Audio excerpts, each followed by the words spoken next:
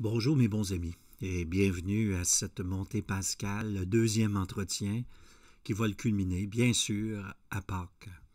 Je fais un court entretien chaque matin basé sur les textes qui sont suggérés pour aujourd'hui. Nous sommes lundi de Pâques 2022. Bienvenue. Commençons par invoquer, bien sûr, la présence de l'Esprit Saint pour ce temps d'intériorité, ce temps de paix, d'intimité avec le Seigneur.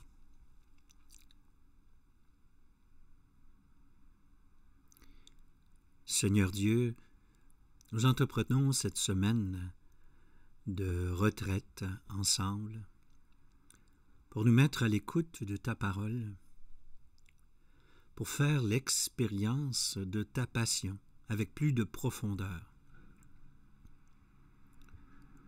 Passionné de l'humanité et du monde, tu t'es offert afin qu'il ait la vie. Que pour nous, cette semaine sainte soit une occasion d'entrer dans ce cycle de vie où la mort n'est que le prélude d'une vie plus grande encore et où les souffrances ne sont pas le terme. Elles nous font entrer. Elles sont le passage obligé de toute fidélité, de tout appel. Apprends-nous à suivre le Christ humblement et fermement. Nous te le demandons dans son nom, Jésus, et dans la communion de l'Esprit Saint, pour les siècles des siècles. Amen. Les textes recommandés pour aujourd'hui, lundi de l'année C, en fait, ça ne suivra pas le même rythme que les dimanches, c'est seulement 2 années. Donc le lundi de Pâques. Le premier texte suggéré est Isaïe 42, versets 1 à 7. Je vais attirer votre attention non pas sur les versets difficiles cette semaine, je vais plutôt parler plus globalement du texte et puis un petit peu comment ça résonne en moi. Ainsi parle le Seigneur, « Voici mon serviteur que je soutiens, mon élu qui a toute ma faveur. J'ai fait reposer sur lui mon esprit. » Le serviteur dont il est question ici peut être compris, bien sûr, de plusieurs manières, comme tout ce qui est écrit en hébreu ou en araméen. Il y a plusieurs niveaux, plusieurs étages, en fait, qui ne s'excluent pas, contrairement au français, si on lui donne un sens, il faut le saisir comme il faut. En hébreu, souvent, les possibilités restent ouvertes tout le temps. C'est le cas ici. On peut comprendre le serviteur comme le prophète, l'individu, ou on peut comprendre le peuple. Comment le peuple, à l'intérieur des nations, à l'intérieur de l'humanité, aura un rôle. Et voici, c'est qu'il est soutenu comment? Il a la faveur comment? Parce qu'il sur lui repose l'Esprit Saint. C'est-à-dire que le vent de Dieu, le souffle de Dieu, entre dans le monde par sa présence, par son action. Le texte commence en disant « Il ne fera pas ceci, il ne fera pas cela ». Et tout ce qui est décrit quand il dit « Il ne criera pas », il ne fera pas entendre sa voix, il ne brisera pas le roseau, il n'éteindra pas la mèche, sont entourés d'une phrase qui se répète « Il proclamera le droit ». Mais ce qui est intéressant, c'est qu'il proclamera le droit aux nations. Voyez-vous comment, ici, le sens de serviteur est plutôt un collectif qui témoigne au milieu des nations. Et ce témoignage, c'est qu'il ne brisera pas les plus faibles, il ne brisera pas les plus fragiles. Au contraire, mais il proclamera la droiture en vérité, qui est bien sûr, dans l'esprit du monde biblique, c'est bien sûr ce qu'il a reçu de Dieu. Parce que dans le monde biblique, ce qui est vrai, ce qui est droit, est ce qu'on reçoit. On reçoit comme révélation sur nous-mêmes, c'est l'être même de Dieu, qui est la mesure de ce qui est droit et de ce qui est juste. Donc, il proclamera, ce qu'il faut savoir, c'est que bien sûr, nous, on tend, en traduisant le français, en français, à centrer sur le contenu, sur les mots. Mais le ministère prophétique n'en est pas un de mots seulement. Et ça, c'est très important de le saisir. Il ne faiblira pas. Donc ça, c'est dans le comportement, voyez.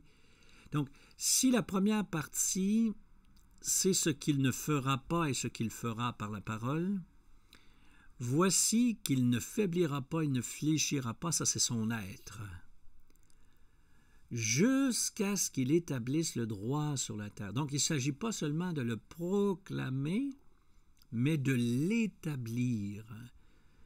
Et donc, dans l'être, dans le comportement de l'humanité, jusqu'aux îles lointaines, quand ils recevront ces lois. Et voyez ici comment le droit et la justice sont associés à la parole de Dieu. Donc, le juste, le serviteur, c'est le peuple qui va répandre la parole et l'agir marqué par la parole. Il va marquer de son empreinte l'humanité avec une couleur de Dieu. Il donne le souffle, le Seigneur donne le souffle au peuple qui l'habite, l'esprit à ceux qui parcourent la terre, etc. Donc, le Seigneur va et donne son esprit à ceux qui habitent la terre, mais selon son cœur, et à ceux qui parcourent cette terre selon ce qu'il nous donne, selon ce qu'il livre. Et moi, le Seigneur, je t'ai appelé, je t'ai façonné. Voyez? Donc, c'est comment le Seigneur va, tel un potier, former, non pas un être humain, comme dans le cas des premiers récits de la Genèse, mais se former un peuple. Et ce peuple-là sera un transmetteur de la parole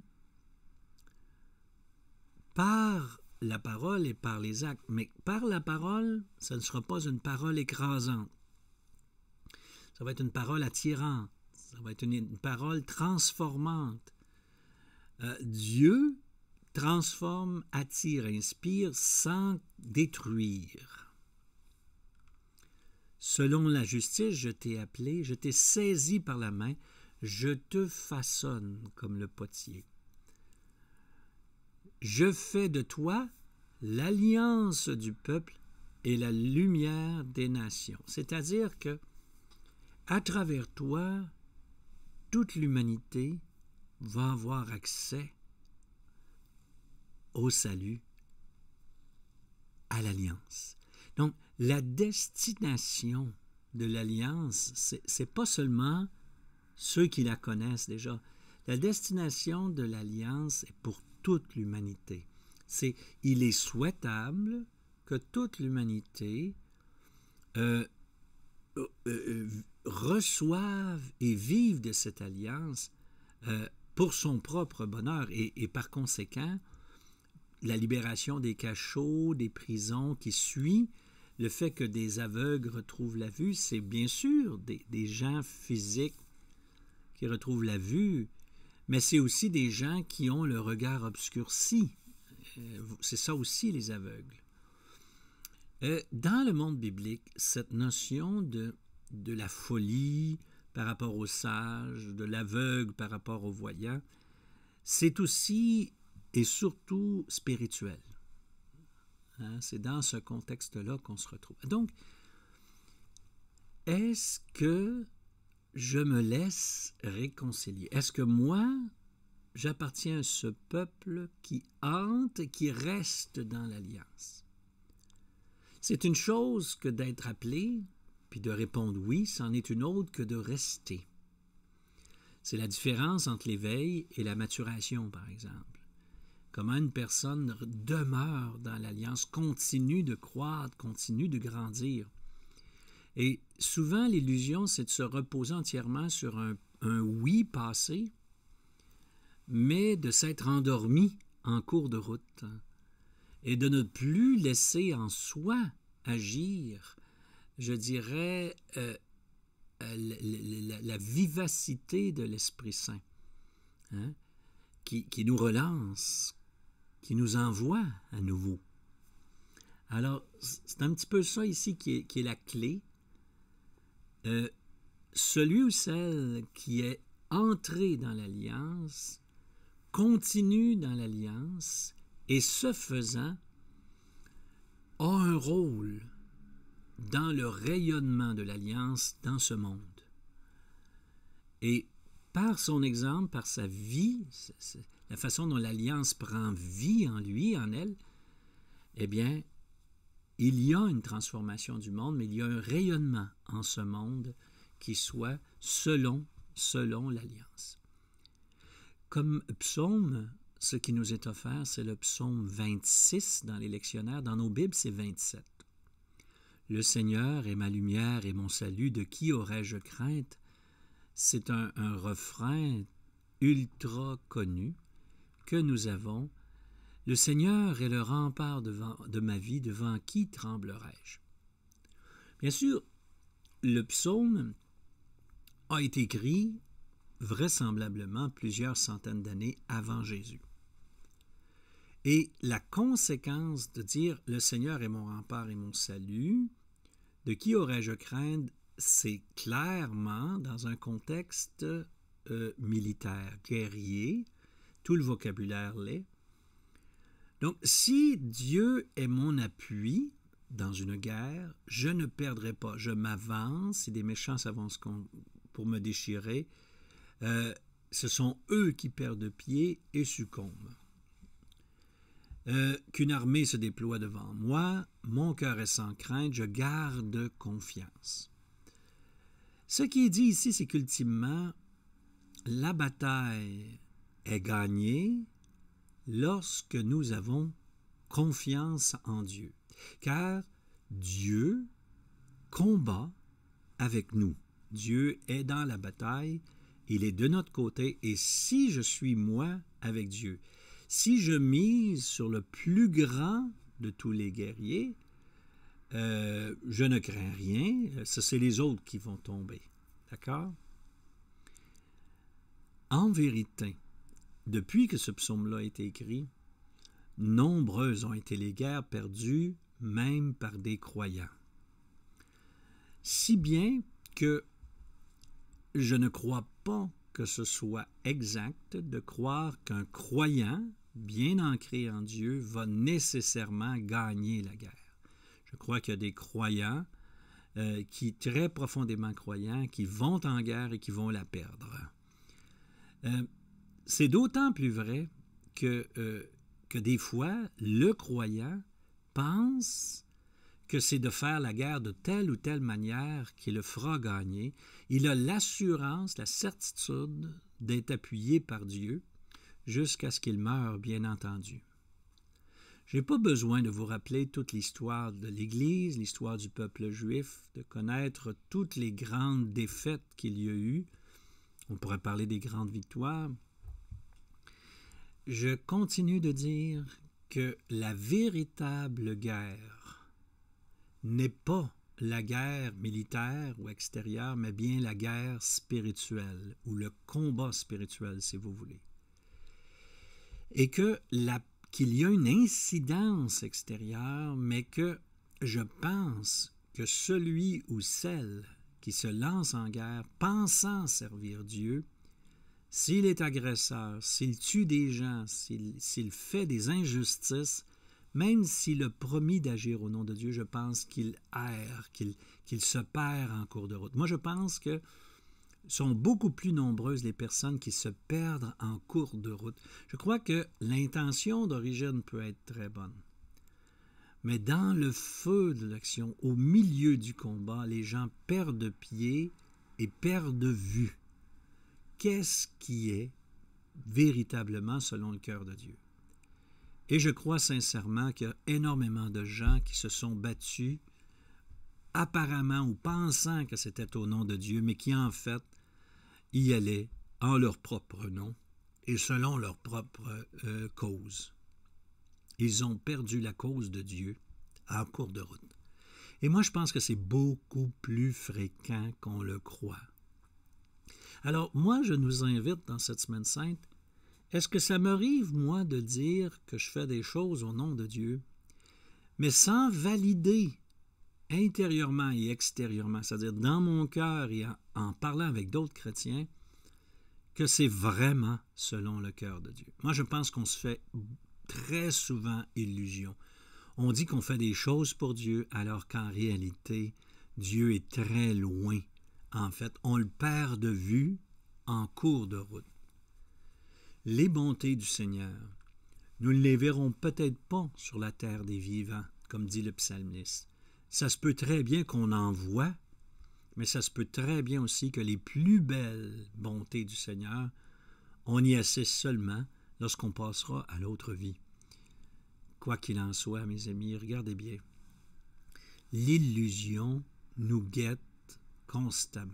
Et même, c'est pas parce qu'on dit qu'on fait ça au nom de Dieu que dans les faits, on le fait vraiment au nom de Dieu. Je crois que très souvent, on tombe dans l'illusion. Pourquoi ne pas profiter de cette Semaine sainte pour réfléchir sur ce qu'on dit être au nom de Dieu dans nos vies, pour peut-être réaliser qu'en toute vérité, des fois, c'est soi-même que l'on sert. Le texte que nous avons de l'Évangile de Jean 12 aujourd'hui, c'est Jésus qui revient pour un repas à Béthanie, chez ses amis. Lazare, vous connaissez l'histoire, qui fait partie qui est celui qui a été réanimé par Jésus, fait partie des convives. Donc, il est chez Lazare, Marthe et Marie. Il est dit que, comme d'habitude, Marthe servait. Marie, elle, va briser un jarre de parfum sur les pieds de Jésus pour en répandre le parfum très, très coûteux. Et Jésus dit que c'est le parfum de l'ensevelissement. C'est le parfum qui servait à embaumer les morts. Un parfum de 300 pièces d'argent, c'est-à-dire 300, imaginez là, 300 journées de travail pour un journalier. C'est énorme. Et donc, dans un sens, on comprend la réaction de Judas. La réaction de Judas, c'est « Mon Dieu, plutôt que de casser ses pieds de Jésus, pourquoi pas, parce que c'est un flacon scellé, là, pourquoi ne pas plutôt l'avoir vendu? On aurait eu 300 pièces d'argent. » Le texte nous dit « Ouais, mais c'était pas tellement parce qu'il s'intéressait aux pauvres, c'est plutôt parce au contraire, comme il portait la bourse commune, il était intéressé. C'est quelqu'un qui avait un intérêt à avoir une bourse commune. N'oubliez pas qu'il a vendu Jésus pour 30 ans et que la générosité de Marie et la rapacité de Judas apparaît dans toute sa splendeur dans ce texte-là ici. Là. Et donc, Marie vient donc répandre ce parfum qui embaumait toute la maison, hein, ce riche parfum. Et Jésus dit à Judas, Non, non, t'inquiète pas. Il dit, des pauvres, vous en aurez en masse encore longtemps. C'est un geste exceptionnel. Moi, j'aime bien dire ça. Hein. C'est évident. Et c'est normal, heureux, souhaitable que de manière générale, nous soyons soucieux des personnes pauvres autour de nous. Et Jésus ne dit rien contre ça, absolument pas. Il fait juste expliquer qu'il y arrive des fois des gestes exceptionnels. Des gestes exceptionnels que nous posons, qui peuvent avoir une conséquence économique, mais qui sont importants de poser quand même. Et ces gestes-là ont une force symbolique, ont une force d'évocation. Ils peuvent devenir extrêmement parlants pour les gens qui nous entourent. L'importance de poser des gestes symboliques lorsqu'ils sont importants. Et puis que justement la folie de répandre 300 pièces d'argent en parfum sur les pieds de quelqu'un, c'est quelque chose qu'on n'oubliera pas. Et Marie, ici, ce que dit Jésus, c'est qu'en fait, elle pose un geste prophétique. C'est-à-dire, elle pose un geste qui vient dire ce qui est en train de se jouer, ce qui est en train de se passer. Ce qui est en train de se passer, c'est que Jésus marche vers sa mort. En mangeant avec ses amis, en ressuscitant Lazare, il provoque une réaction de ceux qui ne veulent pas recevoir sa parole, ceux qui résistent à sa parole. Donc, c'est là que, nous dit le texte, les grands prêtres et des gens ont décidé de tuer Jésus et de tuer, non seulement de tuer Jésus, mais de tuer aussi Lazare. Parce que l'Évangile de Jean le dit clairement, parce que quand la lumière entre dans le monde, il y a les gens qui en face de la lumière peuvent réagir de deux manières. Puis je vous invite à regarder quelle est votre façon naturelle de réagir en face de la lumière. Est-ce que votre première réaction, c'est d'écouter? Quand quelqu'un vous dit quelque chose qui a des bonnes chances d'être vrai sur vous, mais un peu désagréable, est-ce que votre première réaction, c'est d'écouter ou votre première réaction, c'est de dire à la personne d'arrêter de parler ou d'y couper le téléphone ou encore de fermer la télévision? Est-ce que notre première réaction en est une de résistance quand quelqu'un vient nous voir pour nous révéler quelque chose de nous-mêmes? Et là, ce qui est fort, c'est que non seulement on éteint la lumière, c'est-à-dire qu'on fera disparaître Jésus, la lumière elle-même, mais on fera disparaître aussi les traces de la lumière. Ça, c'est phénoménal comme réaction, là. Alors, c'est... Et dans le monde dans lequel nous sommes, ce réflexe que les gens ont de plus en plus de ne s'entourer que de leurs semblables. Hein? Vous savez que le problème des gens qui sont, par exemple, tombés dans des réseaux de complotisme ou encore dans des affiliations parallèles qui ont leur propre manière de penser. Et la première chose que ces organisations-là vont faire, c'est de générer de la méfiance par rapport à tous ceux qui pensent autrement. Donc, de contrôler les sources d'information et de ne pas voir que des gens qui ont une autre opinion que vous peuvent être très légitimes aussi, puis que ça vaut la peine de les écouter. Pour moi, c'est là que se trouve l'une des grandes clés de la croissance. Je vous invite à réfléchir à ça. Est-ce que ça se peut, moi, que je fais rapidement taire ceux avec lesquels je ne suis pas d'accord? Est-ce que je prête une oreille attentive à celui qui est blessé, qui est fragile, mais qui ne me conforte pas nécessairement dans mes manières de penser, dans mes préjugés, Est-ce que je suis capable d'aller à la rencontre de ceux qui sont très, très différents de moi? Et puis, d'être capable de les écouter, de les accueillir dans leur vérité, sans chercher à leur répondre tout le temps. Dans ce cas-ci, je vous invite très rapidement à dire, écoutez, quand vous n'êtes pas d'accord avec quelqu'un, écoutez-le. Écoutez, essayez de comprendre son point de vue, même s'il est radicalement opposé au vôtre. Puis, invitez la personne à aller au bout de sa pensée, à aller au bout de ce qu'elle pense. Car c'est très souvent quand elle est allée au bout de sa pensée qu'elle se retourne vers vous. Toi, qu'est-ce que tu en penses? Et le nombre de fois où moi, ça m'est arrivé, j'ai encore à l'occasion des réflexions, je ne suis pas d'accord avec quelqu'un, pas de l'interrompre, mais de rapidement intervenir. Ça m'arrive à l'occasion, vraiment, oui, absolument. Mais c'est parce que j'oublie que chaque fois que j'ai laissé la personne parler puis aller jusqu'au bout, j'ai découvert que la personne, après s'être exprimée, ouvre son cœur à peut-être une opinion, la mienne ou celle d'un autre, qui est différente de la sienne.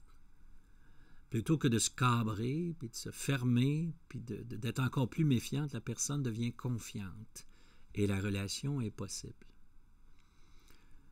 Je vous retrouve demain pour le deuxième entretien. Prenons le temps, frères et sœurs, d'écouter cette parole, de vraiment réaffirmer en nous cette alliance à laquelle nous avons été appelés. Puis posons-nous d'abord la question de notre fidélité à cet appel que nous avons reçu. Et ensuite, on peut se poser aussi la question de, dans notre cheminement, avons-nous tendance à faire taire ou à éteindre ce qui n'est pas notre avis ou notre préjugé ou notre façon de penser?